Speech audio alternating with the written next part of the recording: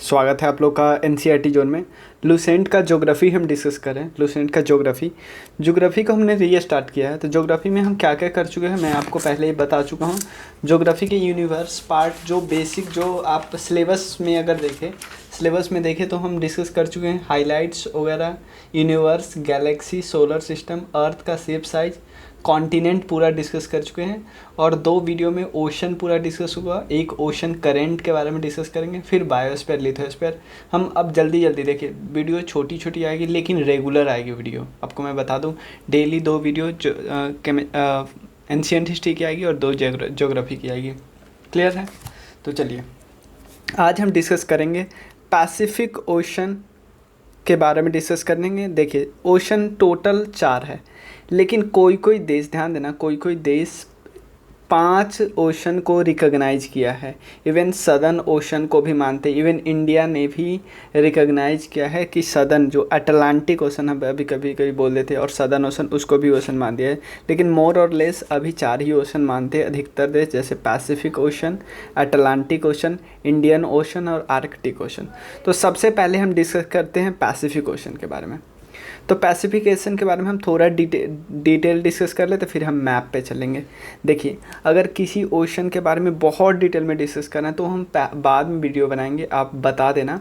लेकिन अगर अभी से, क्योंकि इसमें ही वो वीडियो अगर 30-35 मिनट का, मैं सिर्फ पैसिफिक ओशन का, क्योंकि बहुत सारे फैक्ट तो ऐसे भी है, आप विकिपीडिया खोलो उसमें भी इतने सारे फैक्ट्स आ जाएंगे और इम्पॉर्टेंट भी होते हैं। लेकिन लूसेंट का महत्व खो जाएगा। क्लियर है ना? तो पैसिफिक ओशन में जो एक इंसान था, फर्डिनांड मैगेलन, उन्होंने इसका वो किया था, उस खोजा था, ऐसा बोल सकते हैं। उन्होंने इसका नाम पैसिफिक दिया था। इसका मतलब होता है काम और पीसफुल है, बहुत शांत सा ओशन है। तो पैसिफिक ओशन जो कि सबसे लार्जेस्ट है, ध्यान देना 3 चीज़ है, लार्जेस्ट, डीपेस्ट और एक क्या होता है, एक और होता है, क्या होता है, डीपेस्ट है, लार्जेस्ट है। और इसमें जो सबसे डीपेस्ट पार्ट है, ट्रेंच, क्या होता है, ट्रेंच होता है कि एक, जैसे 2 प्लेट है, जैसे 2 प्लेट आते हैं, 2 प्लेट अगर आपस में टकराते हैं तो जिसकी डेंसिटी ज़्यादा होती है, सिंपल, वो नीचे चला जाता है। तो ये पार्ट में गड्ढा टाइप का बन जाता है, इसको बोलते हैं ट्रेंच। ट्रेंच हमेशा पार्ट जो होता है हमेशा गड्ढा ही होता है। तो ट्रेंच, मरियाना ट्रेंच, जिसके बारे में बताया जाता है कि सबसे डीपेस्ट ट्रेंच है पूरे दुनिया का। तो इसकी हाइट कितनी, ऑलमोस्ट 11,000 मीटर है।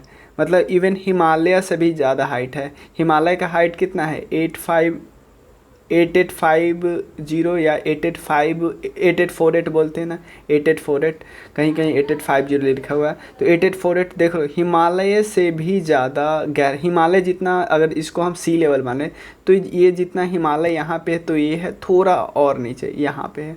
तो समझ रहे हो? Most of the island of this ocean are volcanic and coral origin है, मोस्ट ऑफ द ओशन।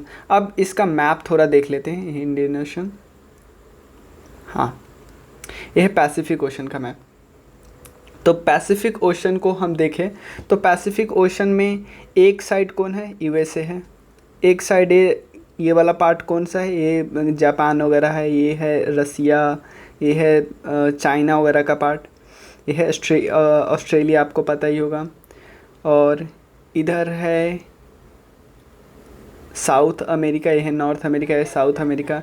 यहाँ पे पनामा कैल है। देखो, इसको पढ़ने के दृष्टि से हम 2 पार्ट में डिवाइड कर लेते हैं, northern Pacific ocean, southern Pacific ocean. यहाँ पे एक चैलेंजर डीप है, यहाँ पे मरियाना ट्रेंच है। क्लियर है ना? तो ज़्यादा डिटेल में हम डिस्कस नहीं कर रहे हैं। और इसमें बहुत सारा आइलैंड है, बहुत सारे देश है। इसको 3 पार्ट में हम डिवाइड कर देते हैं, माइक्रोनेशिया, मेलानेशिया और पॉलिनेशिया। यहाँ पे जितने भी देश हैं, ये है सदर्न पैसिफिक ओशन का पार्ट है। यहाँ पे कुक्स आइलैंड है, समोसा आइलैंड, किरिबती, मार्शल आइलैंड, जिस ये पार्ट है, हवाई आइलैंड। हवाई आपको बहुत सारा न्यूज़ में देखते होइएगा। क्लियर है ना? न्यूजीलैंड वाला पार्ट। अब हाँ, ये वाला सब पार्ट है। तो इसको उतना डिटेल में हम नहीं अभी कर रहे हैं, क्योंकि उतना डिटेल में करेंगे तो फिर फिर लूसेंट का जो हम लूसेंट का सीरीज़ है उसको कोई फ़ायदा ही नहीं रहेगा, क्योंकि हम बहुत एक्स्ट्रा डिस्कस कर लें। उसके अलावा यहाँ पे ट्रेंच बहुत ज़्यादा है। देखिए कुरिल ट्रेंच है, जापान ट्रेंच, और मरियाना ट्रेंच हमने देखा ही था सबसे जो गड्ढा है, फिलीपाइंस ट्रेंच है, और टोंगा ट्रेंच। और ये जो एरिया होता है ना, यहाँ पे बहुत ज़्यादा वोल्केनो आता है, बहुत ज़्यादा वोल्केनो आता है। और इसको इसको हम रिंग ऑफ फायर इसलिए बोलते हैं, रिंग ऑफ फायर, मतलब ये पूरा रिंग का फायर है। और यहाँ से इक्वेटर गुजरती है, आपको पता ही होगा। यहाँ पे बेरिंग स्ट्रेट है, बेरिंग स्ट्रेट, इधर है बेरिंग सी है, चुकची सी यहाँ पे है। क्लियर है ना?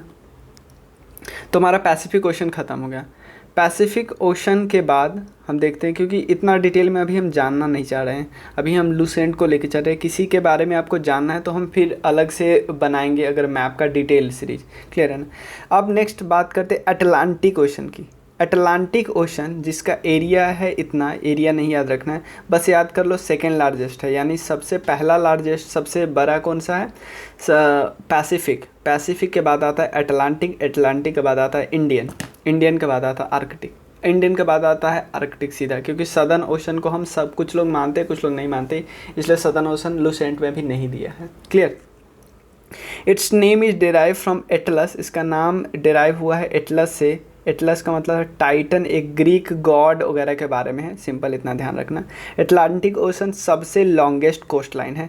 लॉन्गेस्ट कोस्ट लाइन कैसे, मैं बताता हूँ। लॉन्गेस्ट है, इसके साथ बिजीएस्ट भी है, सबसे बिजी है। देखो यहाँ पे, हाँ देखो इसका कोस्ट लाइन कितना लंबा है, देखो।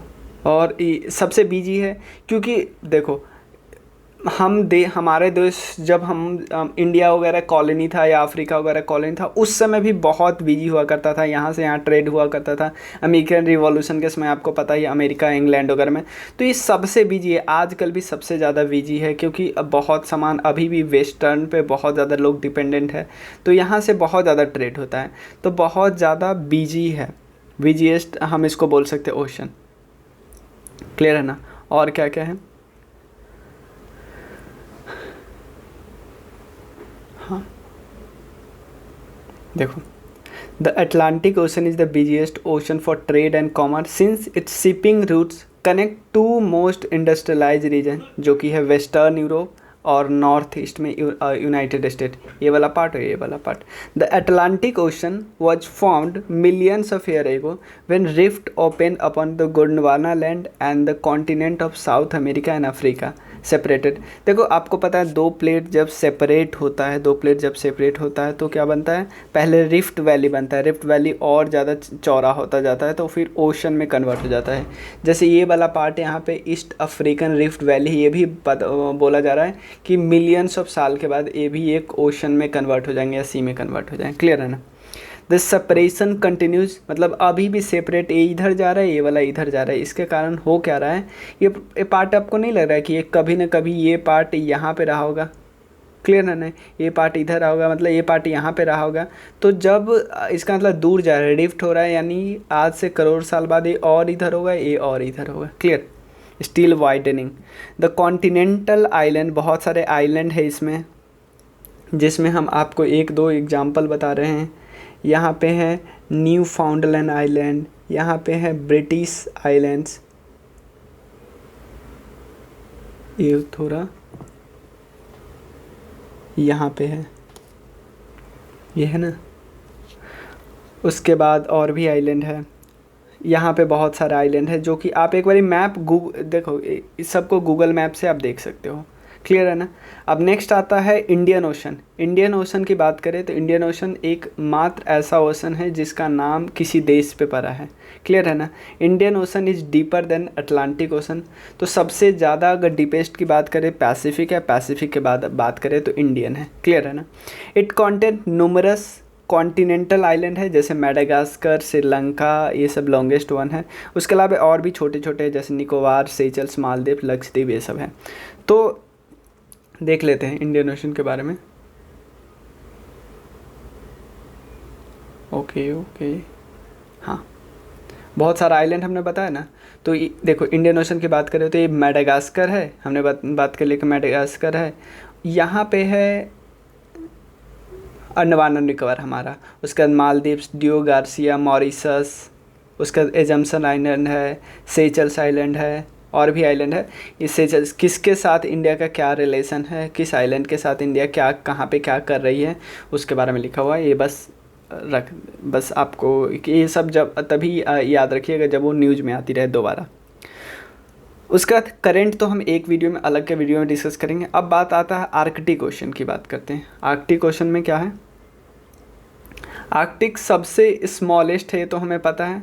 तीन चीज़ है इसके साथ, आर्कटिक के साथ जुड़ा हुआ। आर्कटिक यहाँ से इस मैप में हम देख सकते हैं अच्छे से। आर्कटिक के साथ तीन चीज़ जुड़ा हुआ है। सबसे स्मॉलेस्ट है, सबसे सैलोएस्ट है, सबसे मतलब सैलो है मतलब सबसे कम गहरा है, क्लियर है ना। और आर्कटिक ओशन जिसे स्मॉलेस्ट हम बोलते हैं। और एक और चीज़, सैलिनिटी सबसे कम है, सैलिनिटी सबसे कम है। इट लाज बिन द आर्कटिक सर्किल के बीच में है। आर्कटिक सर्किल लेवल है होता है ना 66.5 डिग्री के आगे जो होती है वो सर्किल 66.5 डिग्री नदन लैटीट्यूड के ऊपर जो भी होते हैं, जैसे ऐसे हम मान लेते हैं। तो ये है 23.5 की सर्किल और ये है 66.5। तो इसके ऊपर ये पूरा होता है ना, इसको बोलते हैं हम आर्कटिक सर्किल। तो आर्कटिक सर्किल और इसका आर्कटिक ओशन इसीलिए बोलते हैं। विद इन आर्कटिक सर्किल है। नॉर्थ पोल इसके बिल्कुल बीच में है, यहाँ पे ये मान लो ये पूरा आर्कटिक सर्किल है, तो आर्कटिक सर्किल के बीच में ही तो आर्कटिक ओशन है, clear. Most of its part of Arctic ocean remains frozen रहता है, क्योंकि सन तो आती नहीं है डायरेक्टली। 6 महीने दिन होते हैं, 6 महीने रात होते हैं। It is shallowest of all ocean with average depth इतना है, और लीस्ट सलाइन है, ये भी हमें पता होना चाहिए। Of all the ocean it has salinity बहुत कम होती है, बस इतना ध्यान रखना है। अब बस इसमें आप ध्यान रख सकते हो थोड़ा बहुत 1-2 सी के बारे में। कारा सी, लैप्टेप सी, ईस्ट साइबेरियन सी, चुकचिक सी, ये पता होगा ना।